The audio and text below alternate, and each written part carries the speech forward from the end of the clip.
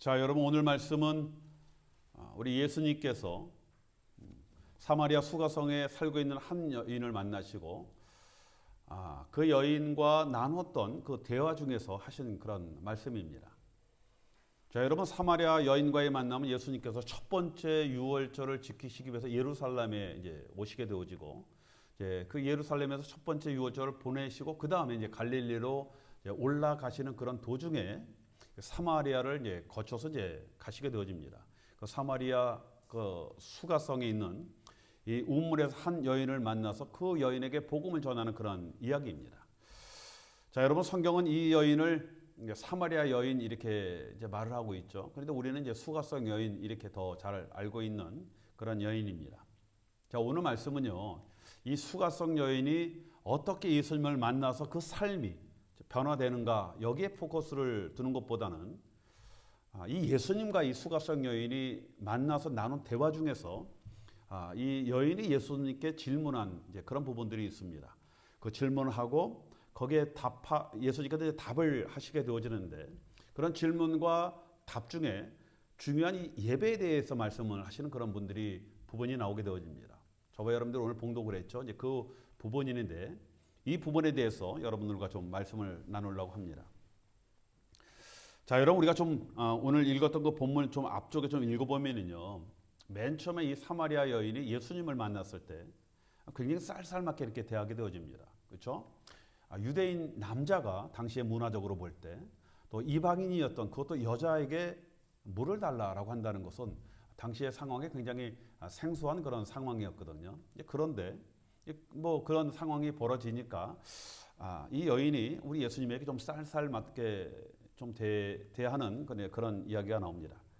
제 생각에 조금 사담인데 우리 예수님께서 좀 얼짱이셨으면은 아마 이 여인이 이렇게 쌀쌀맞게 대하지는 않았을 것이다라는 그런 생각을 갖게 되어지는데 하여튼 이 여인이 좀 쌀쌀맞게 되어지는 겁니다. 자, 그런데 예수님과 대화를 하면서 이 여인이 이 예수님이 누군가를 점점점 알아가게 되어지고 이분이 누구다라는 것을 깨닫게 되어지는 겁니다. 자, 그리고 오늘 우리가 읽지 않았습니까? 19절에 뭐라고요? 이분이 선지자다라고 이 여인이 생각을 하게 되어지는 겁니다. 자, 이 여인이 처음에는 별로 이렇게 매력이 없는 남자가 와서 말을 거는 걸로 정도로만 생각을 했는데 대화를 해보니까 이분은 보통 분이 아니라 선지자다라는 그런 생각을 갖게 되어지면서 이 여인이 예수님께 이제 질문을 하는 내용이 바로 오늘의 말씀의 내용이 되게 되어지는 겁니다. 자, 여러분 이 여인이요, 이 예수님이 정말 특별한 분이다라는 것을 깨닫게 되어지는 거예요.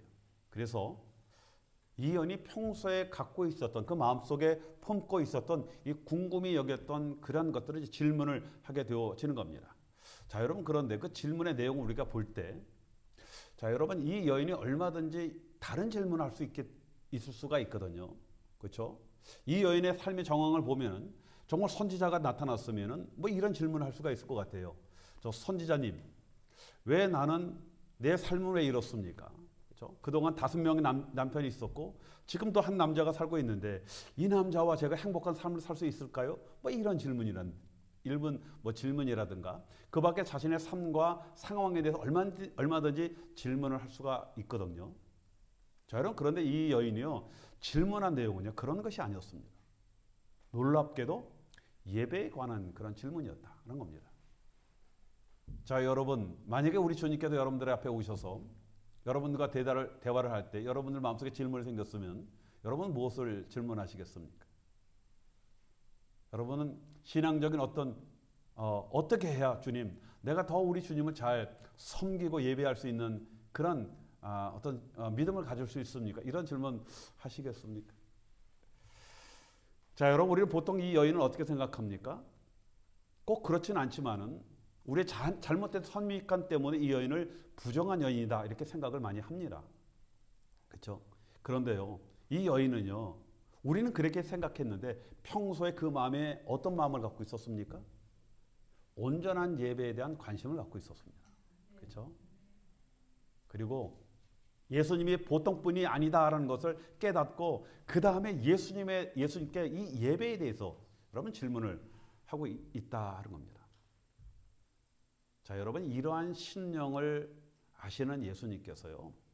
그래서 일부러 이 사마리아 또 수가성까지 이 여인을 찾아온 겁니다.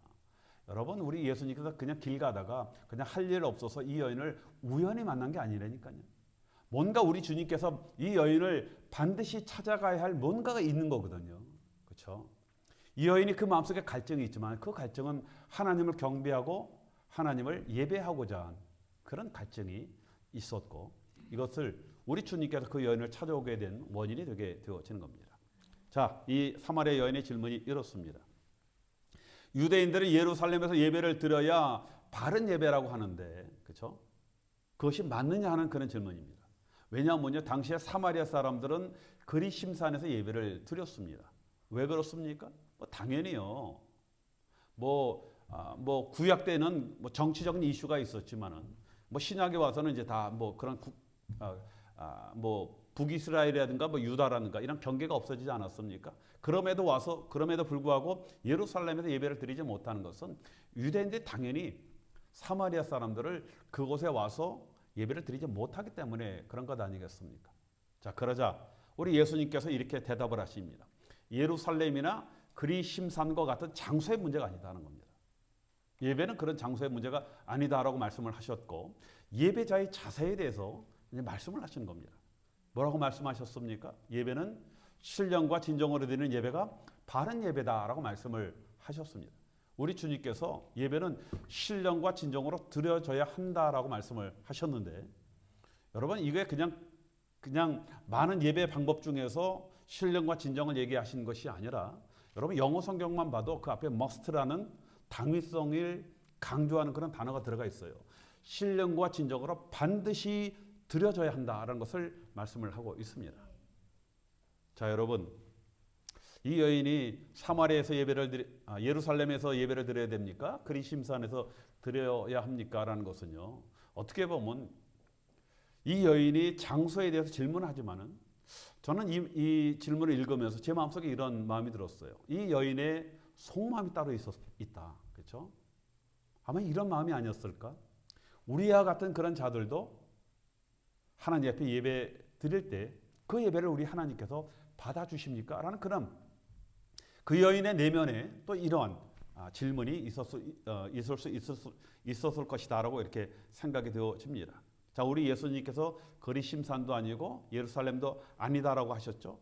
장소의 문제가 아니다라고 말씀하셨습니다. 그리고 이거는 죄인이냐 또 죄인이 아니냐 이 문제도 아니라는 거예요. 이방인이냐 유대인이냐 이 문제가 아니라는 겁니다.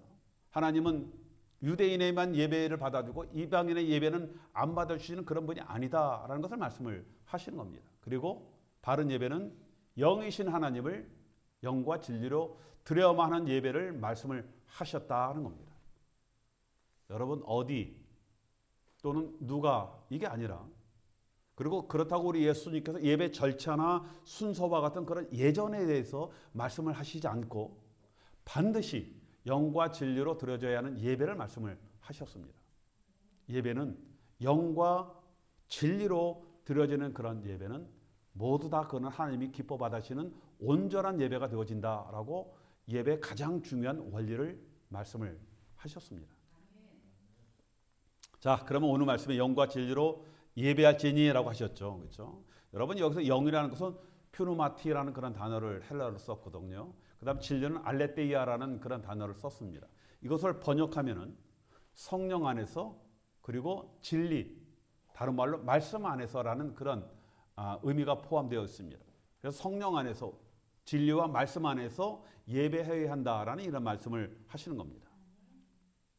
자, 여러분, 예수님께서 말씀하신 바른 예배는 먼저 성령 안에서 예배되어져야 할 것을 말씀을 하시는 거예요. 그렇죠? 자, 왜냐하면은 하나님은 영이시기 때문에 그렇다라고 말씀을 하셨습니다. 그리고 여러분 21절의 말씀에 보면은 너희들이 그렇게 예배할 때가 온다라고 말씀을 하시고 있습니다. 너희들이 영으로 예배할 때가 온다라고 말씀을 하셨습니다.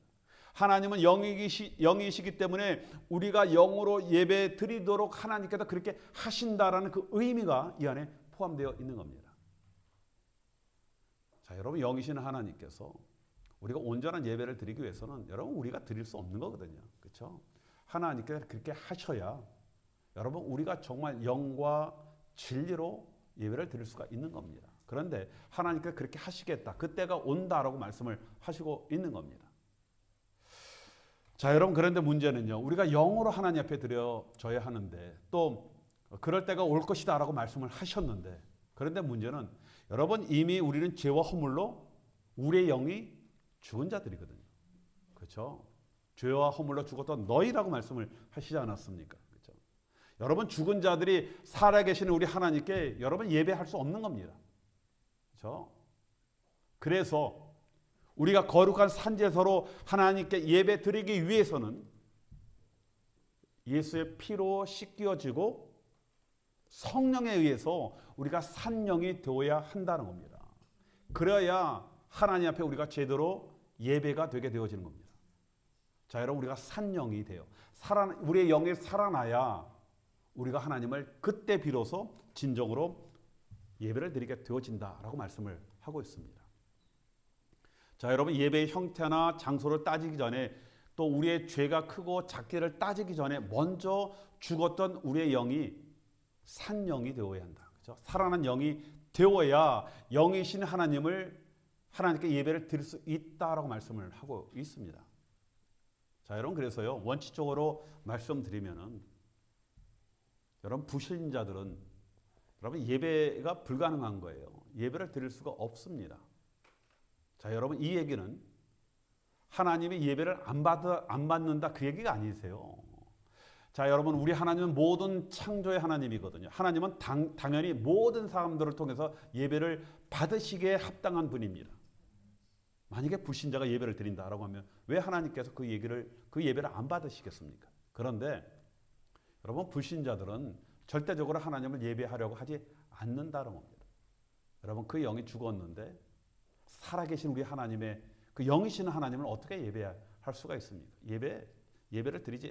예배를 하려고 하지 않거든요.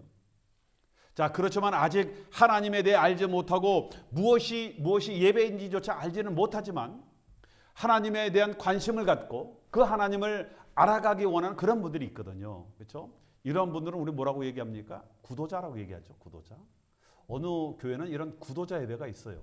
아직까지 하나님을 잘 알지는 못하지만 그래도 그 하나님을 알기 위해서 예배를 드리는 그런 구도자 예배가 있습니다. 여러분 이러한 분들도 당연히 하나님 앞에 여러분 예배를 드릴 수 있는 겁니다. 저는 그런 예배를 하나님 기뻐 받아주신다라고 저는 믿습니다. 자, 여러분 초대교회 당시에는요 신자인 사람과 아닌 사람에 대한 선이 매우 엄격했어요. 정확한 신앙 고백을 거치지 않으면 예배의 자리로 초청하지 않았습니다. 지금도요 어떤 교회는 이렇게 예배 시간에 이런 광고를 합니다. 손님으로 오신 분들은 본 교회 성도들이 예배를 드리는데 방해가 되지 않도록 조심하여 주시기 바랍니다. 이런 광고를 합니다. 자, 여러분 그런데 아까 말씀드린 것 같이 하나님을 알아가는 구도자 예배도 하나님이 기뻐하시는 그런 예배가 되어진다는 겁니다. 자, 여러분 우리가 이 자리에 모여서 우리가 하나님 앞에 예배드리고 우리가 정말 영으로 또 우리가 진리 안에서 예배를 드리고자 하는 그런 마음으로 우리 하나님 앞에 예배 드릴 때 여러분 하나님은 이 예배를 기뻐 받아 주신다는 겁니다. 자, 여러분 또 한 가지 예배는 아까 영 안에서 우리가 산영이 되어야 된다라고 말씀을 드렸고 또 하나는 진리 안에서 드려지는 것을 말씀을 합니다. 자, 여러분 진리는요 두 가지 의미가 포함되어 있습니다. 당연히 진리는 뭡니까? 하나님의 말씀이 진리죠. 그렇죠? 당연히 첫째는요 하나님의 말씀입니다. 말씀 안에서 우리가 예배를 드려야 하는 거예요. 또 진리가 되는 건 뭡니까? 여러분 예수님 자신 그 자체가 우리 예수님이 진리가 되시는 겁니다. 그렇죠? 예수님 자신을 말씀을 하시는 겁니다. 하나님의 말씀과 진리 되신 예수에 대한 믿음으로 우리가 온전한 예배를 드리게 되어지는 겁니다. 그래서 예배는 성령 안에서 우리의 마음을 담아 올리는 것뿐만 아니라 당연히 하나님의 말씀이 선포되어지는 그런 시간이에요.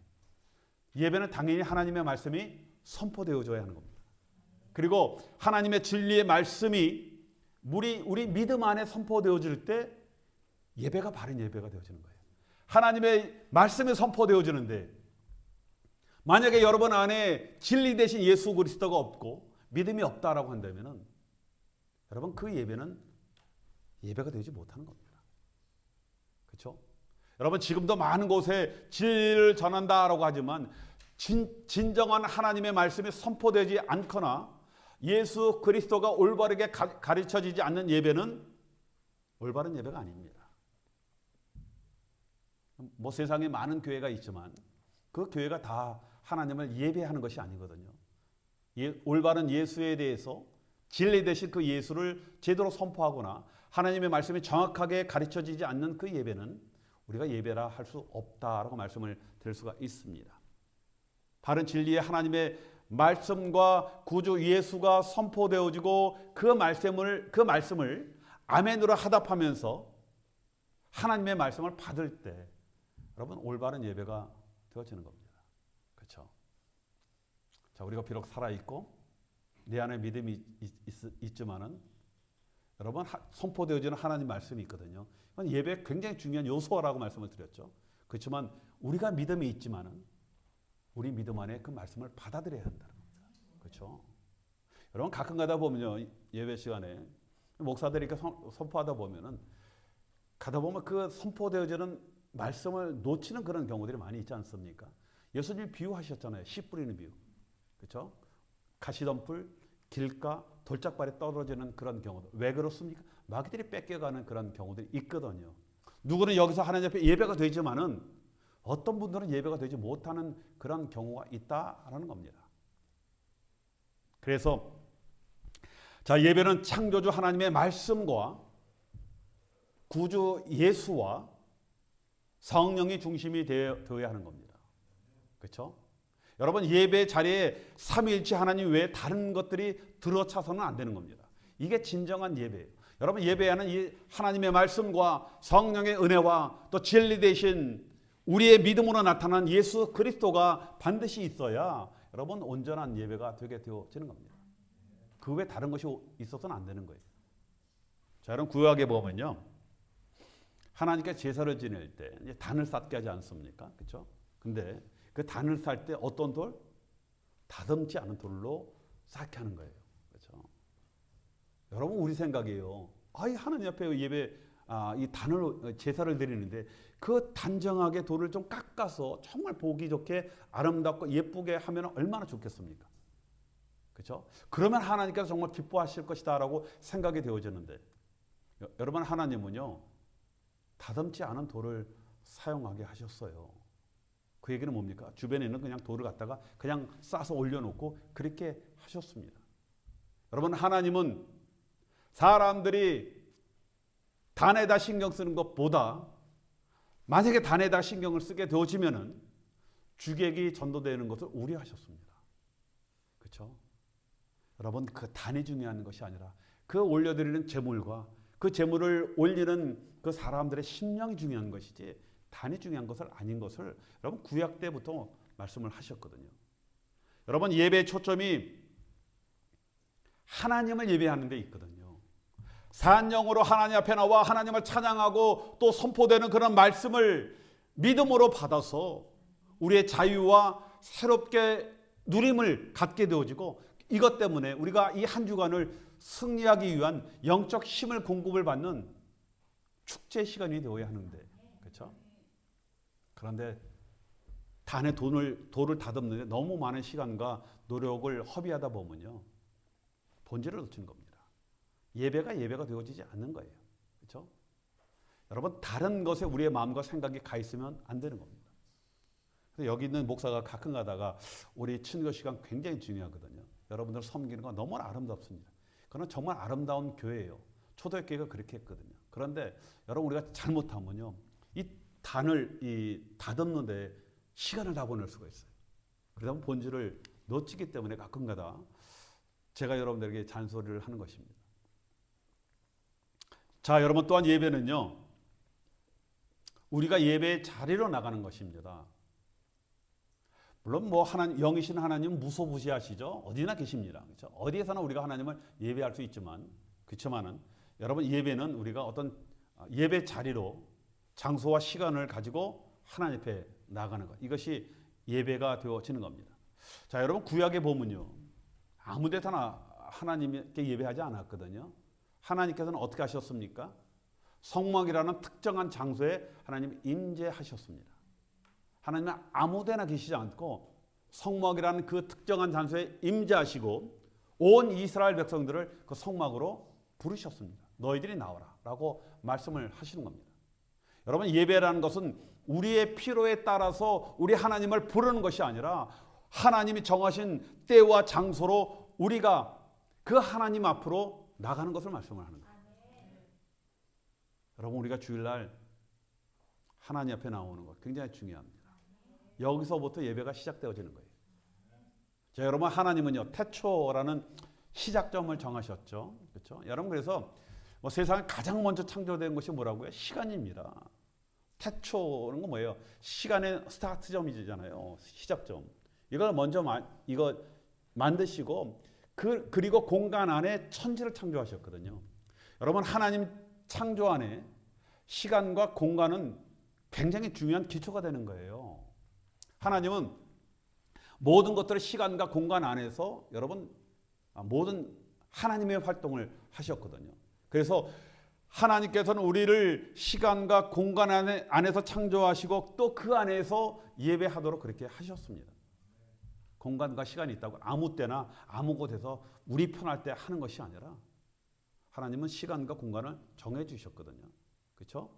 자, 여러분 그런 면에서 여러분 예배에서 시간과 공간은 굉장히 중요한 겁니다. 여러분 시간과 공간이라는 무엇을 얘기하는 거예요? 이게 주일 성수입니다. 주일 성수. 그렇죠? 여러분 주일 성수가 뭐예요? 주일날 하나님 전에 나와 예배 드리는 것 아니겠습니까? 시간과 공간의 개념이에요. 그래서 주일 성수는 주일에 교회에 나와서 예배를 드리는 것입니다. 예배가 시간과 공간 안에서 이루어지게 함으로 우리의 믿음과 신앙의 중요한 기초가 여러분 되게 되어지는 겁니다. 여러분 주일 성수라는 것은요 하나님의 어떤 창조에 대한 우리의 순종의 모습들을 나타내는 거예요. 굉장히 중요한 겁니다. 예배는 또한 뭡니까? 하나님 말씀 안에 들어진 것이다 라고 말씀을 드렸죠. 그렇죠? 그 말씀 안에서 지켜지면서 드려지는 겁니다. 여러분 십계명 말씀인 출애굽기 20장 8절에 보면 뭐라고요? 안식일을 기억하여 거룩히 지키라 라고 말씀을 하셨어요. 안식일을 지키라 라고 말씀을 하셨습니다. 예배는 하나님 말씀을 안에서 지켜지는 거죠. 당연히 안식일을 지켜야 하는 겁니다. 그리고 11절에 이렇게 말씀을 하셨습니다. 이는 엿새 동안에 나 여호와가 하늘과 땅과 바다와 그 가운데 모든 것을 만들고 일곱째 날에 쉬었습니다. 그러므로 나 여호와가 안식일을 복되게 하여 그날을 거룩하게 하였느니라 라고 말씀을 하셨습니다. 자, 여러분 이것은 안식일은요 안식하는 날임을 말씀을 하시는 겁니다. 엿새 동안 너희들이 열심히 일하라 라고 말씀을 하셨거든요. 여러분 엿새 동안 열심히 일하고 7일째는 쉬라라는 그런 말씀입니다. 그리고 하나님께서 직접 이것을 모범으로 보이셨잖아요. 그렇죠? 6일 동안 하나님이 창조하시고 7일째를 쉬셨거든요. 그렇죠? 하나님께서 피곤하시겠습니까? 그런데 우리에게 보여주시는 거예요. 이렇게 하라. 그리고 안식일을 어떻다고요? 복되고 거룩한 날이라 이렇게 하셨어요. 그 얘기 뭡니까? 안식일을 우리가 제대로 지킬 때 복되고 거룩하게 되어진다. 그 말씀을 하시는 겁니다. 여러분 이 말씀은 우리가 안식을 해야 창조된 우리가 제대로 삶을 살 수 있기 때문에 그래요. 그렇죠? 창조된 우리는요 반드시 안식일을 지켜야 정말 제대로 된 삶을 살 수 있게 되어지는 겁니다. 왜 그렇습니까? 여러분 우리는 육체뿐만 아니라 영혼을 가지고 있지 않습니까? 여러분 육체는 힘으로 안식이 되어지거든요. 영은 어떻게 됩니까? 여러분 영인 우리의 영혼은 하나님을 만나고 예배함으로 회복되어지는 겁니다. 그래서 여러분 안식일을 지키는 것은 율법적인 명령 때문에 안식하는 것이 아니라니까요. 우리가 제대로 기능하고 복된 삶을 살기 위해서는 반드시 안식일을 지켜야 하기 때문에 그렇습니다. 뭐 하나님께서 뭐가 아쉬워서 저와 여러분들 나와서 주일날 나와서 꼭 너희들 나한테 예배해. 그런 하나님이시겠습니까? 그래서 여러분 안식일은요. 하나님을 위한 것이 아니라 우리를 위함입니다. 자, 여러분 안식일을 거룩한 날 이렇게 말씀을 하셨죠. 여러분 이 말을 다른 말로 하면요. 하나님이 하나님 되심을 선포하는 날이 안식일입니다. 그렇죠? 모든 주권이 하나님께 있음을 우리의 믿음을 올려드리는 그런 날이에요. 자, 여러분 제가 이렇게 생각을 해봤습니다. 안식일에 우리를 방해하는 가장 요소가 무엇일까? 아무리 생각해봐도 그건 돈이거든요. 돈. 디모데전서 6장 10절에 돈을 사랑하며 일만하게 뿌리 이렇게 얘기를 했습니다. 여러분 돈이 악하다 그 얘기가 아니에요. 우리가 하나님보다 돈을 더 사랑하는 것이 그것이 악의 근원이 된다라는 그런 말씀입니다. 자, 여러분 그래서 주일에 여러분 우리가 모든 일에 손을 놓는 것은 우리 일종의 신앙 고백입니다. 주권이 하나님 앞에 있습니다. 이거를 우리가 우리의 행동으로 하나님 앞에 보여주는 겁니다. 말로만 하나님 사랑합니다. 사랑합니다. 모든 주권이 주님 앞에 있습니다. 라는 것이 아니라 우리가 손을 놓음으로 말미암아 그렇죠? 우리의 일종의 신앙 고백 행위가 되어지는 겁니다. 여러분 하나님을 향한 전폭적인 신뢰 가운데 과감하게 일에서 손을 떼므로 하나님 사랑하는 고백이 되어지는 거예요. 여러분 안식일의 의미는 여기에 있습니다. 그래서 우리 예배 회복은요. 주일 성수 회복에서부터 시작이 되어지는 겁니다. 또 우리의 예배 회복은요. 예배가 회복되어지면요. 우리의 삶이 회복되어지는 겁니다. 자, 여러분 이스라엘 백성들이 바벨론에게 여러분 최후로 이제 멸망을 당하죠. 그때 느부갓네살 왕이 쳐들어와서 솔로몬이 졌던 그 솔로몬에 의해서 건축되어졌던 예루살렘 성전을 완전히 파괴합니다. 자, 그리고 백성들을 바벨론으로 이제 포로로 이제 끌고 가게 되지 않습니까? 자, 여러분 그런데 하나님의 백성을 정복한 그런 나라들은 하나님이 오래 두지 않아요.